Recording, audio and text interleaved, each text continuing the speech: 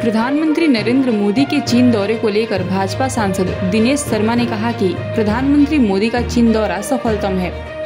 एक श्रेष्ठ राजनेता नेतृत्व प्रदान करता है।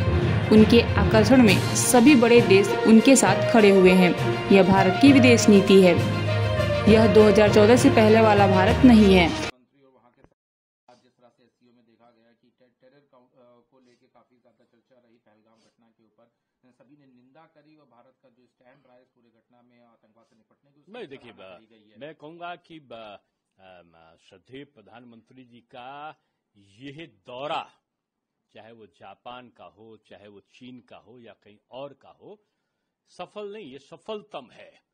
और एक श्रेष्ठ राजनेता, एक विश्व नेता कैसे नेतृत्व प्रदान करता है, कैसे दहाड़ता है।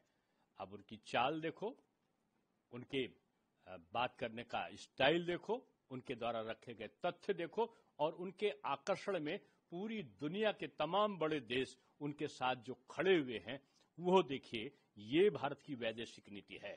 और भारत की इस वैदेशिक नीति का जो बड़ी शक्तियां विरोध कर रही थी, उनको समझ में आ गया होगा कि वो भारत 2014 के पहले वाला नहीं है, जिसको डराओ, धमकाओ, जबरदस्ती काम कराओ। अब ये डराता है नहीं, और न डरता है, न दबाता है, न दबता है, न किसी को छेड़ता है और न किसी को छेड़ने देता है। ये मोदी का युवा भारत है।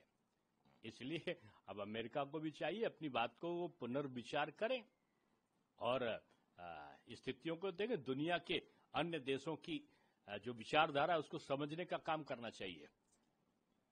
सर, तेजस्वी यादव का बयान आया, उन्होंने कहा है मोरल करप्शन के मुद्दे पे बात करते हुए उन्होंने कहा, देखिए, अब ये एक तमाशा बनकर रह गई जो यात्रा चली थी, तथाकथित यात्रा, जो भीड़ विहीन जो यात्रा थी, 3 लोगों की, 3 भाइयों की, जो लोकतंत्र के 3 सिपाही, बल्कि वो लोकतंत्र के सिपाही नहीं, वो 3 जो सिपाही थे वो राजतंत्र के 3 सिपाही थे। क्योंकि राजतंत्र में पिता की गद्दी पुत्र को मिलती है, लोकतंत्र में जो नेपोटिज्म है, जो परिवारवाद है, उसको अभिशाप माना है डॉक्टर राम मनोहर लोहिया जी ने।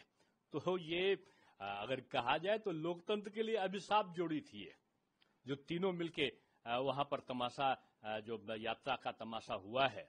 और मैं समझता हूं कि उसमें जिस प्रकार के शब्दों का प्रयोग प्रधानमंत्री जी के बारे में किया गया है, वो इनकी जो राजनीतिक सोच है उसको दर्शाता है।